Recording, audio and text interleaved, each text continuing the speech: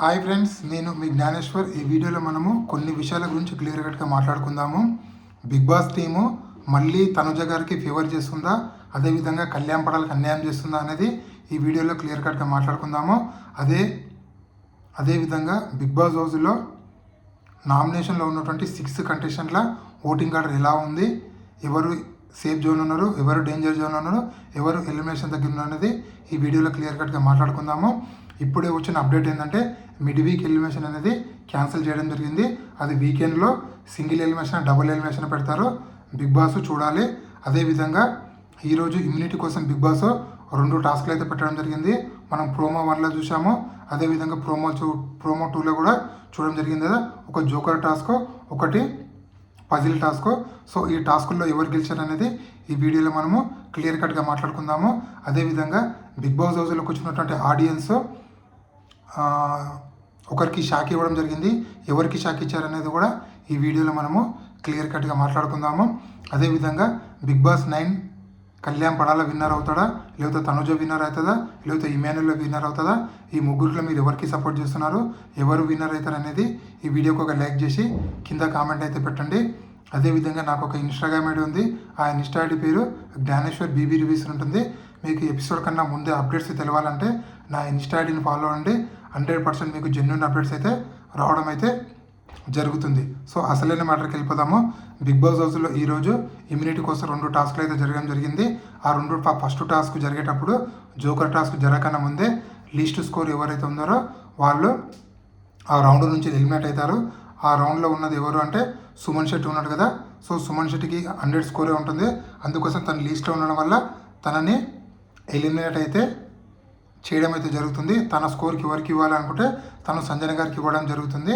So ఆ విధంగా సంజన గారికి ఇచ్చిన తర్వాత బిగ్ బాస్ జోకర్ టాస్క్ అని పెట్టడం జరుగుతుంది.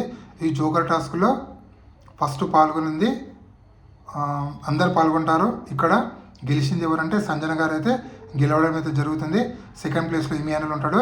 దాని తర్వాత నెక్స్ట్ రౌండ్ స్టార్ట్ చేస్తారు. ఆ నెక్స్ట్ రౌండ్లో లీస్ట్ స్కోర్లో ఉన్నటువంటి డిమాండ్ పవన్ కంప్లీట్గా అవుట్ అవుతాడు, అంటే రేజ్ నుంచి.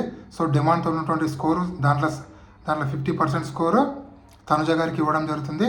సో తనుజ గారు సెకండ్ లీడ్లో ఉండడం అయితే జరుగుతుంది. దాని తర్వాత బిగ్ బాస్ మన పజిల్ టాస్క్ పెడతాడు. ఈ పజిల్ టాస్క్లో మళ్ళీ సంజన గారు గెలుస్తారు. దాని తర్వాత దీంట్లో సెకండ్ ప్లేస్లో తనుజ గారు ఉంటారు. సో ఇక్కడ ఫస్ట్ ప్లేస్లో సంజన, సెకండ్ ప్లేస్లో తనుజ ఉంటారు. సో వీళ్ళిద్దరూ బిగ్ బాస్ హౌస్ నుంచి గార్డెన్ ఏరియాలకు వెళ్ళడం జరుగుతుంది. సో ఇక్కడ బిగ్ బాస్ కొన్ని క్వశ్చన్లు అడుగుతాడు. సో ఆ క్వశ్చన్లకు వీళ్ళిద్దరు ఆన్సర్ చెప్తారు. సో ఆ ఆన్సర్ ఆడియన్స్కి ఎవరికైతే నచ్చుతుందో సో వాళ్ళు ఒకరికి ఓట్ అప్పీల్ ఇస్తారు. కానీ ఇక్కడ ఆడియన్స్ భారీ షాక్ అయితే సంజన గారికి అయితే ఇవ్వడం జరిగింది. సో ఆడియన్స్ మళ్ళీ ఒకసారి ఓట్ అప్పీల్ చేసే ఛాన్స్ ఇక్కడ తనుజ గారికి ఇవ్వడం జరిగిందని చెప్పి మనకైతే అప్డేట్ అయితే రావడం జరిగింది. సో ఇక్కడ సంజన గారికి 100% అన్యాయం జరిగింది. అది బిగ్ బాస్ టీం వలన లేకపోతే ఆడియన్స్ వలన. సో ఆడియన్స్ న్యూట్రల్గా ఉన్న ఆడియన్సా లేకపోతే వాళ్ళు ఓన్లీ తనుజ ఫ్యాన్స్ని తీసుకొచ్చారనేది ఆడొక క్లారిటీ అయితే రావాలి. 100% నిన్ననే తనుజ ఓట్ అప్పీల్ చేసింది, మళ్ళీ ఈరోజు ఓట్ అప్పీల్ చేయడం ఏంది, అది చాలా అన్యాయం అయితే ఉంది.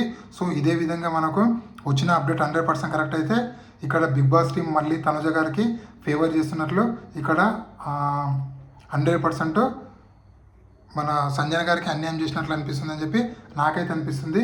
ఎందుకంటే నిన్ననే తనుజ ఓట్ అప్పీల్ చేసింది, మళ్ళీ ఒకసారి ఓట్ అప్పీల్ తనుజకు రావడం మీకు ఎలా అనిపిస్తుంది?